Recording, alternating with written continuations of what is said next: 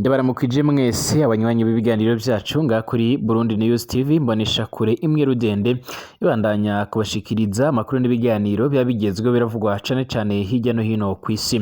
Turi mu gatondo cyo kuri uyu wa gatatu ku itariki 14 z'ukwezi k'umunani umwaka wa 2024 ikaze turebere hamwe nyine nido ry'amakuru azindutse aravuga amakuru akomeye cane turaza kugenda duhera ahanga mu gihugu c'u Burundi. Dore ingingo nkuru rero turaza kugenda tugarukaho ngaha mu makuru yacu. Igihugu c'u Burundi Denise Bucumi Nkurunziza nyine akaba asanzwe ari umutambukanya nyakwigendera Petero Nkurunziza yahoze arongoye igihugu c'u Burundi nk'uko amakuru dufise atariho ivumbi akomeza kugenda adusomira nuko uwo mutambukanye nyine yamaze gusabwa na leta ya nyiricubahiro Evariste Ndayishimiye gukora ibishoboka byose agakura bamwe mu bo bafatanyije nyine kurongora ishengero yiwe izwi nka Eglise de Roche. Dore yuko amakuru dufise ari uko ngo leta yoba yaratahuye yuko nyine bamwe mu bo bafatanyije kurongora iyo shengero harimo bamwe mu bari mu mugambwe usanzwe ukomeye ngaha mu gihugu c'u Burundi utavuga rumwe n'ubutegetsi uzwi nka CNL, ariko kandi gushika none abantu bakariyo bibaza nyine ibigendanye no kuba ico gihugu c'u Burundi cyagirizwe yuko nyine abo bantu bava muri iyo shengero niyo baba batavuga rumwe na leta. Ibingibi rero bikomeje kugaragara nk'ikibazo ngaha mu gihugu c'u Burundi aho leta nyiricubahiro Evariste Ndayishimiye ishaka kugerageza n'ubundi kuba yo gukomeza kwikiza abatavuga rumwe nayo, nyamara gushika none ibyo ngibyo nyine bitariho cyangwa se bitanabaho. Bamwe mu basanzwe rero by'umwihariko babarizwa mu migambwe igitandukanye ngaha mu gihugu c'u Burundi bavuga yuko bakomeje kugenda bibasigwa muri ibi bihe by'amatora, ibikomeje kugenda biteza akaduruvayo ngaha mu gihugu c'u Burundi aho abantu bavuga yuko uku nguku ari ugukomeza gutinya nyine ari ugukomeza gutinya bamwe mu bo bazahangana muri ayo matora. Hari n'amakuru dufise avuga yuko nyine ngo harimo na bamwe mu bantu basanzwe bakorana bari muri iyo shengero bakorana n'umurundi utavuga rumwe na leta uzwi nka Agathon Rwasa wamaze igihe azengereza igihugu c'u Burundi ndetse unatera ubwoba bwinshi cyane nyiricubahiro Evariste Ndayishimiye. Turaza kugaruka kandi uburyo ifaranga ry'u Burundi ryoba rigiye gutora agahengwe cyangwa se ryoba rigiye kuzamura agaciro nk'uko amwe mu makuru nyine dufise akomeza kugenda abivuga. Turanagaruka kandi aho nyiricubahiro yarari kumusanga ejo haheze Perezida Evariste Ndayishimiye yaraye asubiriye kwemeza yuko intobyi ziri mu bo bagendana cyangwa se ba bantu nyine bakomeza kugenda barasahura ngaha igihugu cacu c'u Burundi baciba umutungo bajya ibituriro batuma bimwe na bimwe bitabasha kubandanya gushika ngaha mu gihugu c'u Burundi, maze Ndayishimiye aza kuvuga yuko abo ngabo izo ntobyi nyine cyangwa abo batoba igihugu cacu c'u Burundi boba bagendana umunsi ku munsi, ariko hari mwemwe batanguye kwibaza impamvu boba bagendana cyangwa boba bari kumwe cabo babahorana ariko akaba atabikiza cyangwa se ngo bafate nk'uko abivuga nyine ngo babe baryozwa ayo mahano n'ubwo busuma baba bariko baragenda barakora umunsi ku munsi. Harimwo abibajije nimba ari ukubatinya cyangwa se ari uko baba bafatanyije ubwo busuma akaba ariyo mpamvu adaca arondera kubafata. Nk'uko nari nabibabwiye kandi Perezida Paul Kagame mu mpinduka zakozwe nyuma yo gusesa guverinoma yiwe nyine amakuru dufise nuko gushika none uwahoze ari minisitiri w'intebe Edouard Ngirente yongeye kugirwa minisitiri w'intebe nyine nk'uko bikomeje kugenda bigaragara. Turagaruka kuri andi makuru akomeje kugenda haravugwa hirya no hino ku isi, dore ko hakomeje kugenda haragaragaho byinshi bigiye bitandukanye nyine aho turaza kugenda tubigarukaho mu buryo burambuye muri ibi biganiro byacu. Ikaze mu makuru n'ibiganiro byacu ngaha nyine kuri Burundi News TV, kaza mu makuru azindutse aravugwa muri iki gitondo. Waramutse neza cange wiriwe cange nkwifuriza igicamunsi cyiza bitewe naho uherereye. Twebwe turi mu gatondo nyine ko kwa gatatu ku itariki 14 z'ukwezi k'umunani umwaka wa 2024.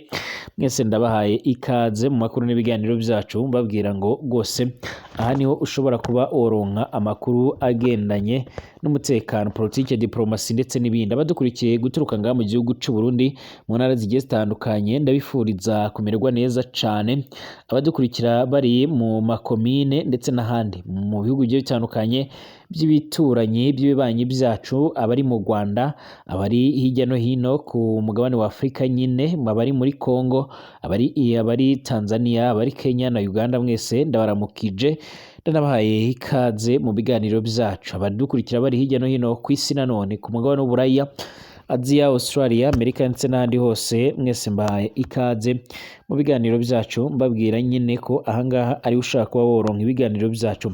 Niba ari ubwa mbere ushitse ngaha, pyonda handitse sabone kugira ngo ucuraronka ibiganiro byacu mu buryo bworoshye. Upyonda hari akamenyetso kameze nk'inzogera nyine kugira ngo tubandanye kuzajya turabana gatanu ku kandi, tubandanye kuzajya turabana mu makuru n'ibiganiro byacu tugenda turabagezaho. Ikaze rero tuyatangurire ngaha mu gihugu c'u Burundi, ahakomeje kugenda hagaragara amakuru agiye atandukanye.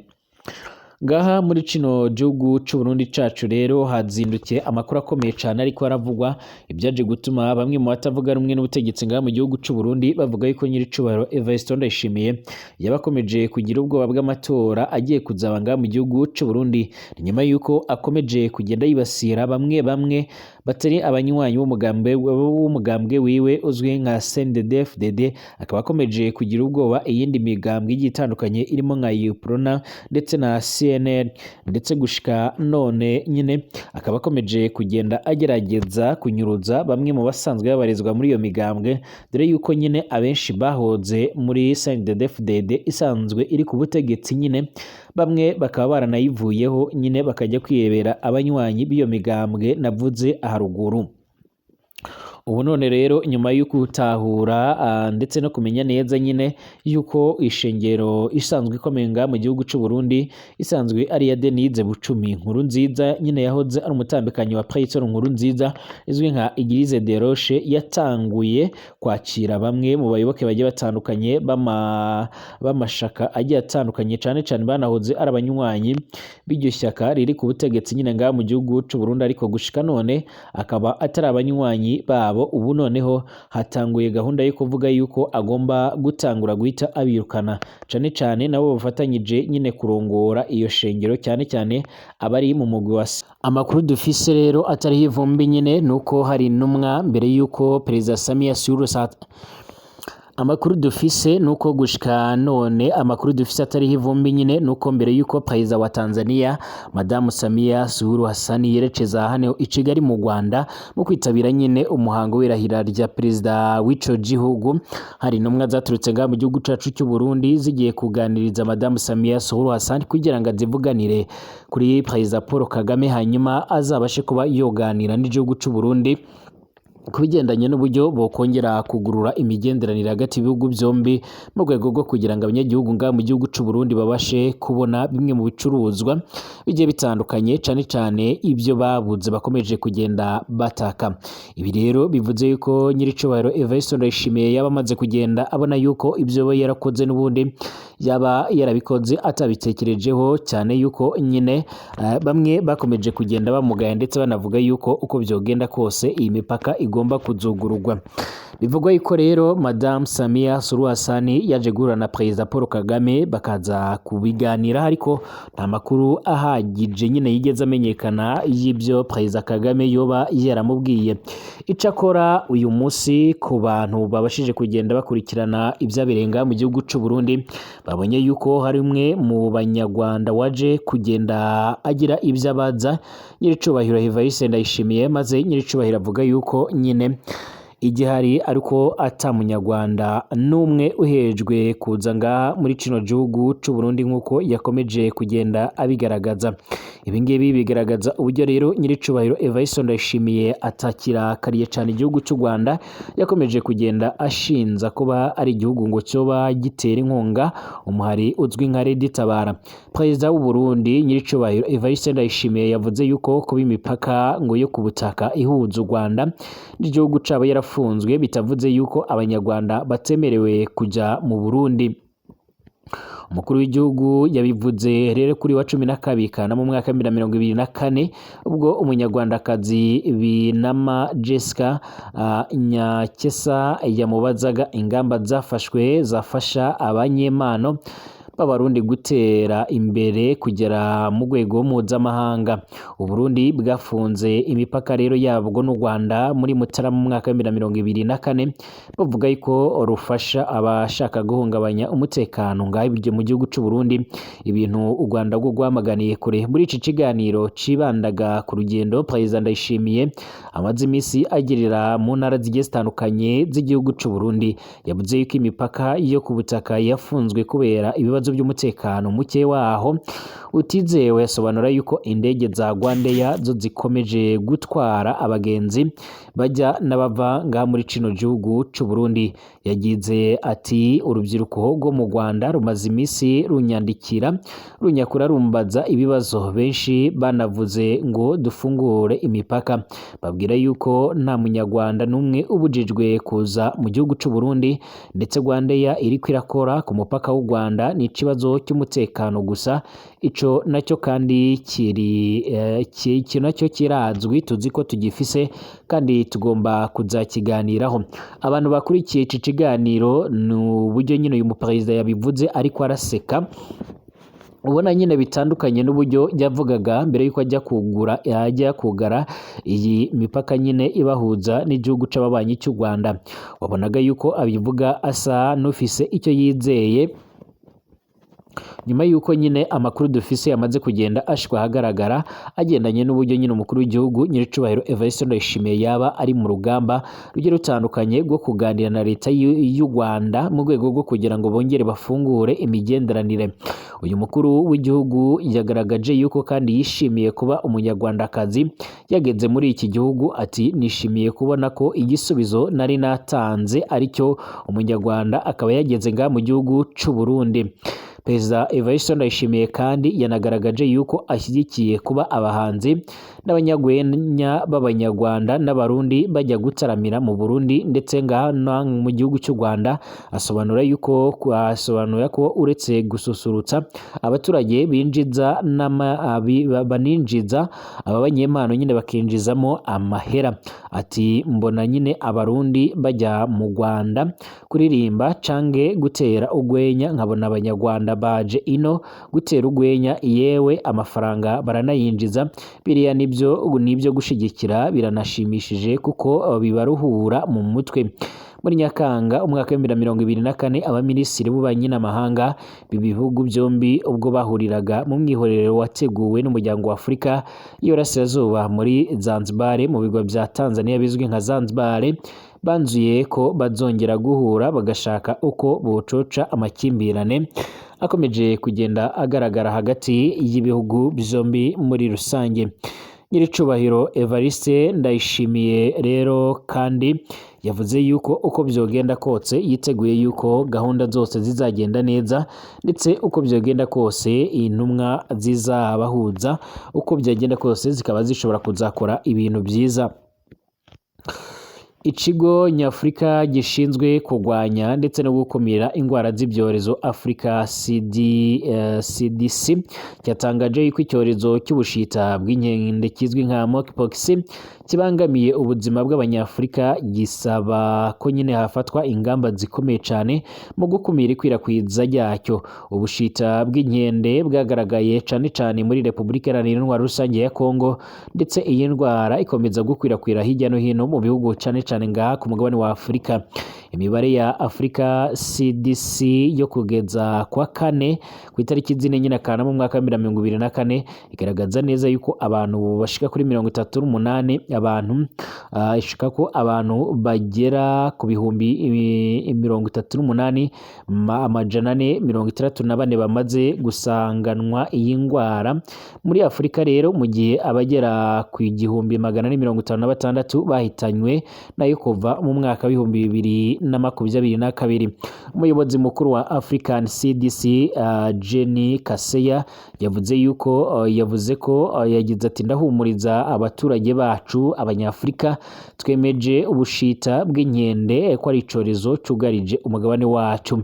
yahamije yuko iyi ari impuruza batanze ngo hagire igikorwa kugira ngo iyi ndwara ihashywe mu baturage b'uyu mugabane. Iki cemezo ntabwo ari itangazo gusa, ni impuruza isaba yuko hogira igikorwa, ntibigaragaza yuko tutagifitiye ubushobozi bwo guhangana n'umwanzi wamaze kudutera. Tugomba kwirinda tugahangana dukoresheje imbaraga zose ngo turandure burundu iki cyorezo.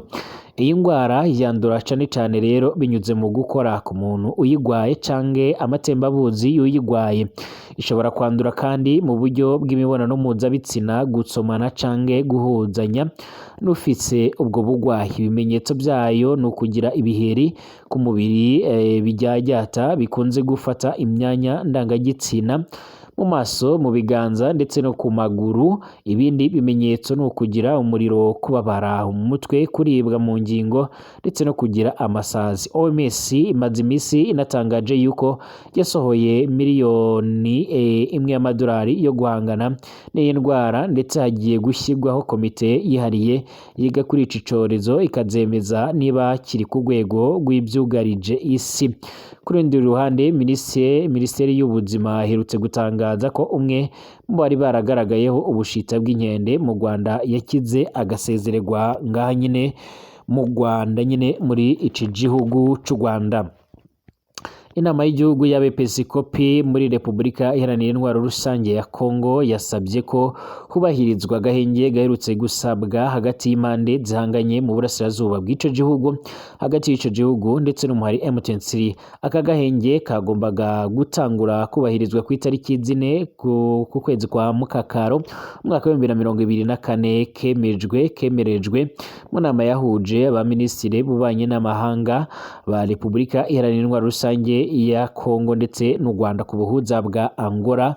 Inama zari ziyobowe na Perezida Joao Lourenço. Inama y'igihugu y'abepiskopi rero ya Kongo mu itangazo bashyize ahagaragara rigenewe abamenyeshamakuru bavuze yuko bashimira ibihugu byombi ku ntambwe ntoya bateye ku kuzahura umubano ndetse no gushakira amahoro uburasirazuba bw'ico gihugu ca Kongo.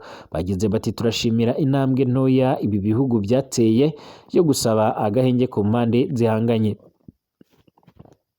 ahangaha nyine mu burasirazuba bwa Repubulika Iharanira Intwaro Rusange ya Kongo. Ariko ati si ubwa mbere ibingibi bibaye, ariko byagiye biherera mu mpapuro gusa. Turasaba yuko kuri iyi nshuro byakubahirizwa 100%.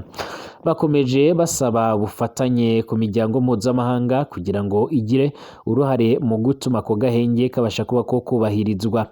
Aba bepiskopi bagaragaje yuko izi ngwano zo mu burasirazuba bw'ico gihugu ca Kongo zitigeze zihabwa agaciro kimwe n'intambara yo muri Ukraine ndetse n'izindi zihangayikishije isi, nyamara ikaba igira ingaruka ku baturage benshi. Gusa bavuga yuko aka gahenge karamutse kubahirijwe byaba intandaro yo gutuma mu burasirazuba bw'ico gihugu hashobora kugaruka amahoro, abaturage bakongera kubaho batuje, atankomyi bafise yo kwirirwa bagenda, atankomyi bafise yo kwirirwa bariko bahunga nyine nk'uko bikomeje kugenda bigaragara. Nubwo kandi bimeze bityo ngaha muri ico gihugu ca Kongo, bamwe mu bantu bakomeje kugenda bagaragaza neza yuko nyine bafise ibibazo bigiye bitandukanye kubera iyi ntambara. Bakomeje gusaba yuko nyine hokorwa ibishoboka byose kugira ngo amahoro n'ituze bibashe kuba byogaruka. Icakora ababarizwa mu muhari M23 bavuga yuko bo badashobora kuba bokubahiriza bimwe mu bikubiye mu mabwiriza yasabwe n'imyanzuro yafashwe n'abo bategetsi bari muri iyo nama, ariko bo bakavuga yuko nyine ibyo ngibyo badashobora kuba babikora bitewe n'uko nyine batigeze bitabira iyo nama nk'uko nyine bikomeza kugenda bigaragara.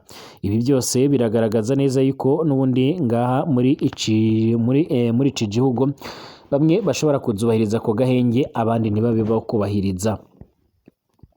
Umugaba mukuru w'ingabo za Ukraine General Oleksandr yatangaje yuko abasirikare babo bari kugenzura ubutaka bw'Uburusiya buri ku buso bwa kilometero kare igihumbi nk'uko bikomeje kugenda bigaragara, ndetse amashusho ndetse n'amavideo bikomeje kugenda bigaragara muri uru rucerera nk'uko abantu babashije kugenda babibona nyine nk'abantu babashije kubyuka kare. Baragaragaza abasirikare ba Ukraine bamwe burira mu bigo bigiye bitandukanye bahanura amabendera y'igihugu c'Uburusiya bashyiraho amabendera ya Ukraine, ibigaragaza neza yuko nyine ako gace bamaze kugenda baragafata. Bagaragaza kandi amashusho yerekana ibimodoka by'intambara bigiye bitandukanye by'Abarusiya byarashwe biri aho ngaho ku mihanda igiye itandukanye muri ibyo bice, ndetse harimo n'abasirikare benshi bapfiriyemo, abandi bakaba bakomeretse. Uyu musirikare akaba n'umugaba mukuru w'igisirikare ca Ukraine yavuze ibingibi nyuma y'imisi ishika ku 8 aba basirikare bamaze bagaba ibitero byo kwihorera mu ntara ya Kurusaki iri mu burengerazuba bw'iki gihugu c'Uburusiya. Guverineri w'agateganyo wa Kurusaki Alexei Similanova yatangaje yuko imidugudu ishika kuri 28 yo muri iyo ntara iri kugenzurwa n'ingabo za Ukraine, kandi ko ibi bitero bimaze kwicirwamo abaturage benshi cyane. Similanova yasobanuye yuko kandi kuva ibi bitero byatangura ku itariki 6 Kanama mu mwaka wa 2024 abantu benshi cyane bari batuye muri iyo midugudu bamaze kugenda bahungishwa, ariko ngo hari n'abandi bagera ku bihumbi bishika ku 200 bakiri mu bice byamaze kwigarurirwa n'umwanzi. Mu ntara ya Belgorod abaturage bashika ku bihumbi 11 batuye mu karere ka Khersonoyasaki kegereye Kurusaki nabo bamaze guhunga nk'uko guverineri wayo abandanya abitangaza nyine kuri wa 13 Kanama. Ukraine ivuga yuko abasirikare babarirwa mu gihumbi ari bo binjiye muri iyo ntara ku munsi wa mbere, bakaba bagamije gukoma mu nkokora intambara rero Uburusiya bwabashojeho muri Gashyantare mu mwaka wa 2024. Perezida Vladimir Zelensky rero yatangaje yuko ibitero bigera ku bihumbi 2 Uburusiya bwerutse kugaba muri Ukraine byaturutse muri Kurusaki, bityo ko gutera iyi ntara ari ugusunikira intambara ku ruhande rw'umwanzi. Ntacyo leta y'Uburusiya iravuga kuri ubu buso bw'ubutaka generali wanga muri Ukraine yaje kugenda avuga ko nyine buri kugenzurwa n'ingabo ziwe. Icakora Perezida Vladimir Putin urangoye igihugu c'Uburusiya mu nama nawe yaje gukora yihuse, yaje kugenda agaragaza neza yuko ingabo ze zikwiye gukora ibishoboka byose hanyuma zigatangura kugarura ibice byose byigaruriwe n'umwanzi, ndetse umwanzi akava ku butaka bw'igihugu c'Uburusiya. Ndabashimiye mwese kuko mubanye natwe mu makuru n'ibiganiro byacu. Twongera gusubira mu masaha ari imbere. Ubwa mbere ushitse ngaha kandi reka nkwibutse gupyonda haranditse sabone no gupyonda akamenyetso kameze nk'inzogera kugira ngo ucubana natwe umunsi ku munsi. Ndabashimiye mwese.